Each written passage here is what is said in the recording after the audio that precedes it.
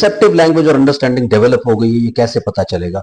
अजीम इसके बारे में जानना चाहते हैं और अजीम ने ये भी पूछा है कि हमें कैसे पता चलेगा कि अब स्पीच थेरेपी शुरू करने का टाइम हो गया है, और क्या अंडरस्टैंडिंग इतनी है कि स्पीच ऑटोमेटिकली डेवलप होगा या स्पीच के लिए कोई एफर्ट्स करने पड़ेंगे? ये सारी की सारी बातें, क्योंकि उनके बच्चे की अंडरस्टैंडिंग तो काफी आ गई है, उनका ये कहना है, और वो चाहते हैं कि मैं कैसे जज करूं कि अंडरस्टैंडिंग अब अच्छी है, और फिर स्पीच थेरेपी क्या शुरू की जाए, स्पीच ऑटोमेटिकली आएगा? ये आप सब लोगों का सवाल होता है, जरूर इस सवाल का जवाब देंगे। आप चैनल को सब्सक्राइब कीजिए, लाइक कीजिए, शेयर कीजिए, पूरी दुनिया में फैला दीजिए। मुझसे कंसल्ट करने के लिए 8168790299 डायल कर सकते हैं। +91 जरूर लगाएं अगर आप इंडिया के बाहर से कॉल करने की कोशिश कर रहे हैं। अगर आपके मन में भी ऐसा कोई कमेंट है, फटाफट से कमेंट सेक्शन में डाल दीजिए, क्योंकि हो सकता है आपका कमेंट बड़ा एक्सक्लूसिव हो और उस एक्सक्लूसिव कमेंट पे आपको अगला वीडियो मिल सकता है। और अगर आपके कमेंट के ऊपर वीडियो भी बनता है और कमेंट भी एक्सक्लूसिव है, यानी दोनों चीजें अगर हैं, तो आपको फ्री में कंसल्ट करने का चांस भी मिलता है।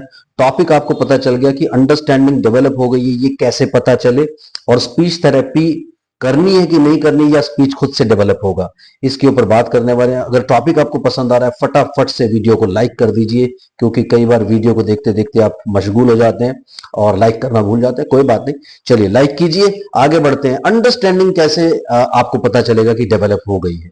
बेसिकली अगर आपका बच्चा आपको बहुत अच्छा आई कांटेक्ट दे रहा है, एक होता है कि वो आपकी आंखों में देख रहा है, कैसे डिटरमिन करेंगे आप इन दो चीजों को? एक होता है ना कि आई कांटेक्ट, एक होता है वेग आई कांटेक्ट देना, एक होता है इंटरएक्टिव आई कांटेक्ट देना। अब इसमें कैसे डिफरेंशिएट करेंगे? आपने कई लोगों को देखा होगा कि वो आपको यूं करके देख रहे हैं, खाली देख रहे हैं, but they not trying to understand you, सिर्फ एक आई कांटेक्ट मिल रहा है, उसे वेग आई कांटेक्ट बोलते हैं। एक होता है कॉन्क्रीट आई कांटेक्ट, उसमें आप क्या करते हैं कि देख रहे हैं, हाँ हाँ, ऐसे आप फेस को भी मूव कर रहे हैं, आपका बॉडी लैंग्वेज भी जा रहा है, दैट मीन्स आपको ये आइडिया लग जाता है कि this particular person is understanding me as well. लेकिन कुछ बच्चे क्या होता है कि वो सिर्फ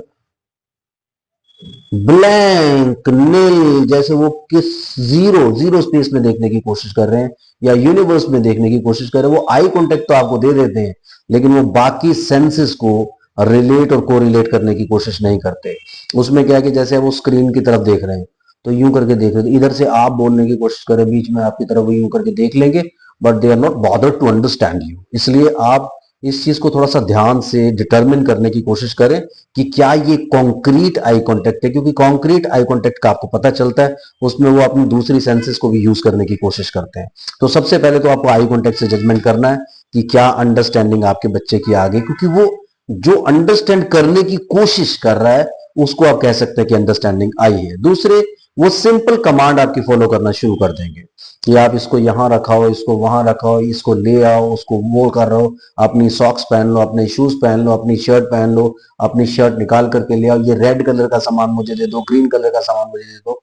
अगर आप यहां तक पहुंच गए हैं, और दूसरी बात, अपने बॉडी पार्ट्स के बारे में वो इजिली आपको बता देंगे, उसके साथ साथ थोड़ी सी चीजें वो लिखना भी शुरू कर देंगे, यानी पेंसिल ग्रिप भी उनकी शुरू हो जाएगी। उसके साथ आप उनको कोई लेटर्स मैच करने के लिए बोलेंगे तो वो भी कोशिश वो कर लेंगे। सो ये अंडरस्टैंडिंग के लेवल्स होते हैं। अगर वो अंडरस्टैंडिंग के इन लेवल्स पे आ गए, यानी आपको ये देखना है कि आपके बच्चे की जो अंडरस्टैंडिंग है, वो एक नॉर्मल बच्चा जब 1 साल या 1.25 साल या 1.5 साल का होता है, क्या उतनी अंडरस्टैंडिंग, उसका स्पीच नहीं होता, वो कुछ ही वर्ड बोलता है, कुछ ही मीनिंगफुल वर्ड्स बोलता है। लेकिन अगर उसकी अंडरस्टैंडिंग उस लेवल की 1.25 साल 1.5 साल के बच्चे जितनी आ गई है, तो आप ये डिटर्मिन कर सकते हैं कि अब आपका बच्चा स्पीच के लिए आगे जा सकता है। और स्पीच में याद रखें कि जितना ज्यादा आप इंटरएक्टिव स्पीच सिखाने की कोशिश करेंगे, यानी इंटरेक्शन करने की कोशिश करेंगे। कई बार हम लोग क्या करते हैं कि हम रिपीटिशन कराते हैं कि यार वो तो वर्बल रिपीटिशन नहीं करता। मुझे 1-2 कमेंट सेक्शन में पहले भी कमेंट्स मिले हैं, सुमेमा अजहर का भी एक कमेंट मिला हुआ है, उसमें भी वो यही बात लिख रहे हैं कि वर्बल इमिटेशन कब आएगा। सो इमिटेशन की कोशिश मत करवाइए, किसी चीज को बुलवाने की जबरदस्ती कोशिश मत करवाइए, सिर्फ और सिर्फ बताने की कोशिश कीजिए। जब आप ज्यादा से ज्यादा बताने की कोशिश करेंगे, अंडरस्टैंडिंग कैसे डेवलप हुई? क्योंकि आप पहले से बताते चले जा रहे हैं, एक्टिविटीज करवाते चले जा रहे हैं, आप कुछ रिपीट नहीं करवा रहे हैं, आप सिर्फ एक्टिविटी करवाने की कोशिश कर रहे थे, उनको रोकने की कोशिश कर रहे थे, उनकी इंटरनल और एक्सटर्नल हाइपर एक्टिविटी को कंट्रोल करने की कोशिश कर रहे थे। लेकिन अब क्या कर रहे हैं, अब आप जब स्पीच की बात कर रहे हैं, so why go for speech therapy immediately? अगर आपका बच्चा 2 से 3 साल के बीच में है तो कोई जरूरत नहीं पड़ेगी, आप सिर्फ और सिर्फ अंडरस्टैंडिंग पे काम करेंगे, सेंसरी प्रोसेसिंग पे काम करेंगे, ऑटोमेटिकली स्पीच डेवलप होना शुरू हो जाएगा।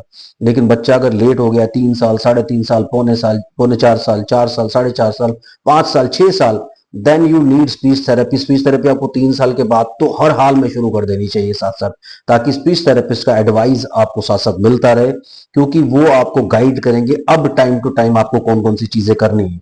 और इसमें क्या होता है कि वो आपको सारी चीजें बताने की कोशिश करते हैं कि इस पर्टिकुलर लेवल के ऊपर ये पर्टिकुलर एक्टिविटी आपके बच्चे के स्पीच के लिए इंपॉर्टेंट है।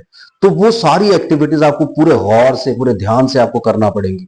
क्योंकि क्या होता है कि नॉर्मली आप अंडरस्टैंडिंग के ऊपर ध्यान देते हैं, और फिर एक बड़ा जो आप गलती करते हैं स्टार्टिंग से, ये बोलो, ऐसा बोलो, वैसा बोलो, आप पूरी सेंसेस के ऊपर काम नहीं करते, आप सिर्फ एक वर्बल सेंस के ऊपर काम करना शुरू कर देते हैं कि मैं इसको किसी तरीके से वर्बल कर लूं, यानी बोलना सिखाते हैं। देन खुश हो जाते हैं आप कि अब ये 5 वर्ड बोल देता है, 10 वर्ड बोल देता है, 15 वर्ड बोल देता है, 20 वर्ड बोल देता है। तो अगर आप इस तरीके से सिर्फ खुश हो जाएंगे और छोटी छोटी अचीवमेंट से हैप्पी हो जाएंगे, तो वो आपके लिए प्रॉब्लमेटिक हो। आपको as a whole, as a large सब कुछ सोचना पड़ेगा। यानी आपके बच्चे का स्पीच जो है, अंडरस्टैंडिंग के साथ स्पीच आना, that should be your ultimate goal. क्योंकि अगर ऐसे स्पीच आ भी गया है जो नॉन मीनिंगफुल है, यानी बच्चा मीनिंग के साथ बोल नहीं रहा, आप उसको कुछ बोलते हैं वो आपको एज इट इज रिपीट कर देता है, तो ऐसे स्पीच का बेनिफिट भी क्या है? क्योंकि अगर आपने बोला कि व्हाट इज योर नेम, बच्चा बोल रहा है what is your name, what is your father's name, what is your father's name, आपका नाम क्या है, आपका नाम क्या है। तो ऐसा करके वो बोल रहा है क्योंकि आपने कहा उसको बोलने के लिए। फिर आगे भी आप बताते हैं आपका नाम आरव है, बोले आपका नाम आरव है, वो ये नहीं बोलेगा मेरा नाम आरव है। तो आपको जब लर्निंग सिखाना है, लर्निंग करवाना है, तो अंडरस्टैंडिंग स्टार्टिंग से ही आप लेकर के चलिए कि बेस हर चीज का वो अंडरस्टैंडिंग होगा, रिसेप्टिव लैंग्वेज होगा। तो अगर रिसेप्टिव लैंग्वेज को और अंडरस्टैंडिंग को आप लेकर के चलेंगे, तो प्रॉपर ब्रेन में बच्चे के फाइल्स स्टोर होंगी। यानी उसके पास क्या होगा, आप क्या करेंगे, आप बेसिकली जब स्पीच डेवलपमेंट की बात करते हैं, आप एक ऐसे स्कैनर के पास अपने क्यूआर को लेके जाते हैं जिसके अंदर वो कोड फीड ही नहीं है। इसी तरह से रिसेप्टिव लैंग्वेज की बात आती है, जब बच्चा अंडरस्टैंडिंग डेवलप करता रहता है, चीजों की तरफ देख करके सीखता रहता है, आप उसे भरते रहते हैं, तो आप उसे भरते रहिए। यानी ज्यादा से ज्यादा चीजों के बारे में सिखाने की बजाय बताने की कोशिश करें। जब आप ज्यादा से ज्यादा बताने की कोशिश करेंगे और फिर उसके बाद जो स्पीच निकल करके आएगा, वो स्पीच बड़ा कॉन्क्रीट स्पीच होगा। लेकिन स्पीच थेरेपिस्ट की एडवाइस हमेशा जरूरी है कि बच्चा आपका 2.5 साल 3 साल का हो गया, immediately go for a speech therapist, जो आपको सारी की सारी चीजें गाइड करे, किस तरीके से आप डेवलप करेंगे।